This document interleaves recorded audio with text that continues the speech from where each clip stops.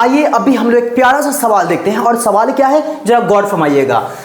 If a plus B plus C equal 0 then we have to prove b plus सी का whole square by 3 into B C plus c plus A का whole square by 3 into A C plus a plus B का whole square by 3 into A B और equal to हमें 1 prove करना है। शायद याद करिए बचपन में हमने पढ़ा था कभी कि अगर a प्लस बी प्लस सी का वैल्यू 0 है तो उस केस में a cube plus b cube plus c cube equal क्या होता है 3abc। फिर मैं कह रहा हूं गौर फरमाइएगा, जहां पर a प्लस बी प्लस सी का इक्वल टू 0 अगर दे दे तो ही उस केस में हम a cube plus b cube plus c cube का वैल्यू 3abc पुट करते हैं। ये बात तो आप बचपन से पढ़ते आ रहे हैं। अब गौर फरमाइए, हमारे पास यहां पे LHS इतना टर्म है और इतना इक्वल टू हमें 1 लाना है। जरा खुद सोचो प्यार से और शिद्दत से, आप यहां पर आपके मन में क्या चल रहा है जरा मुझे पहले ये बताओ। अगर आपके मन में चल रहा है सर इस पूरे का अभी आप एलसीएम ले लीजिए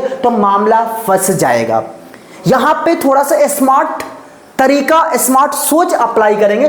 क्या है गौर फरमाइए, आप यहां पर देखो b प्लस सी है, यहां पे c प्लस ए है और यहां पे a प्लस बी है। एक बात हमें बताओ, यहां पे a plus B plus C equal 0 है और यहां हमें b प्लस सी है, तो क्या मैं यहां पे b प्लस सी का वैल्यू गौर फरमाइएगा, क्या मैं b प्लस सी इक्वल माइनस ए लिख दूं? b प्लस सी इक्वल ए जब उधर जाएगा तो माइनस है, साइड चेंज साइन चेंज पढ़े थे ना बचपन में। फिर देखिए यहां पे c प्लस ए है तो यहां से c प्लस ए निकाल दीजिए, तो c प्लस ए इक्वल आप क्या करोगे तो माइनस बी हो जाएगा। फिर आप गौर फरमाओ यहां पे a प्लस बी है तो a प्लस बी का वैल्यू अगर मैं इधर माइनस से ले आता हूं तो क्या कोई दिक्कत? तो कहोगे सर कोई दिक्कत नहीं। अब कहोगे आपने ऐसा क्यों किया? तो बच्चा मैंने यहां पर ऐसा इसलिए करा क्योंकि यहां पे b प्लस सी है, यहां पे c प्लस ए है और यहां पे a प्लस बी है। यानी कहीं ना कहीं हमें यह सोचना होगा कि इस एक्सप्रेशन में हमें b प्लस सी का वैल्यू चाहिए, c प्लस ए का वैल्यू चाहिए, a प्लस बी का वैल्यू चाहिए। तो ये इसका वैल्यू आएगा कहां से? तो a plus B plus C equal 0 दे रहा है, यहां से आराम से हम फाइंड कर लेंगे, हाँ या ना। ऐसा करने से क्या फायदा होगा? ऐसा करने से आपका सॉल्यूशन बिल्कुल आसान हो जाएगा। कैसे आसान हुआ जरा गौर फरमाइए।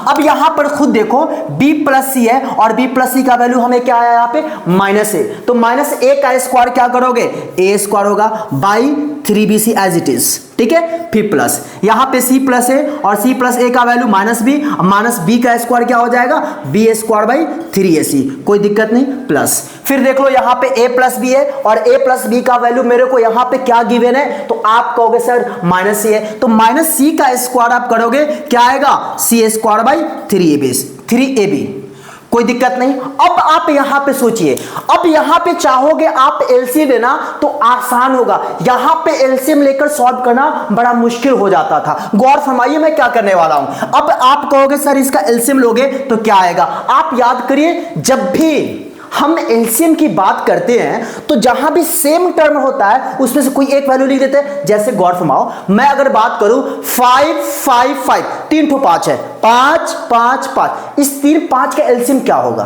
तो आप कहोगे क्या 15? नहीं, 5 5 5 5 कैल्शियम क्या हुआ 5। वैसे ही आप देखो 3 3 3 कैल्शियम क्या होगा 3 हो जाएगा। और एक और बात, कहीं पे अगर मान लीजिए कि 4 और 5 है और आपसे मैं बोलूं कि 4 और 5 का एलसीएम क्या होगा, आप फटाक से कहोगे सर 20 होगा। 20 क्यों?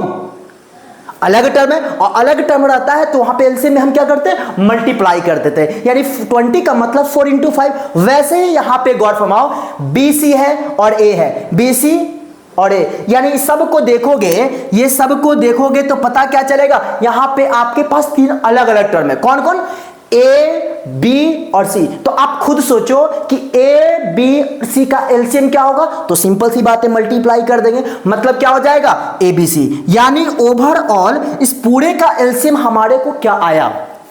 आप कहोगे सर 3ABC, कोई दिक्कत नहीं ना। अब आप गौर फरमाओ, यहां पे 3bc से इस पूरे को डिवाइड करोगे तो 3bc कैंसिल होगा, क्या बच जाएगा a, और a को a स्क्वायर से मल्टीप्लाई करेंगे, बचपन से पढ़ते आ रहे हैं a क्यूब होता है, प्लस यहां पे 3ac है तो 3 कट जाएगा, ac कटेगा, b बच जाएगा, b को b स्क्वायर से मल्टीप्लाई करेंगे b क्यूब, फिर प्लस 3ab से इसको डिवाइड करोगे तो 3ab कैंसिल होगा, क्या बचेगा, c बचेगा, c को c स्क्वायर से मल्टीप्लाई करेंगे c क्यूब आ गया। और देखो गौर फरमाओ यहां पे a plus b plus c का वैल्यू मेरे को क्या गिवन है, 0 है। और हमने बचपन में पढ़ा था अगर a प्लस बी प्लस सी का वैल्यू 0 है तो उस केस में a cube plus b cube plus c cube that equals to 3abc आराम से प्यार से लिख सकते हैं। तो क्या मैं इस a cube plus b cube plus c cube equal 3abc लिख दूं? कहोगे क्यों? अरे भैया मैंने अभी बताया कि जब a प्लस बी प्लस सी 0 है तो लिख सकते हैं।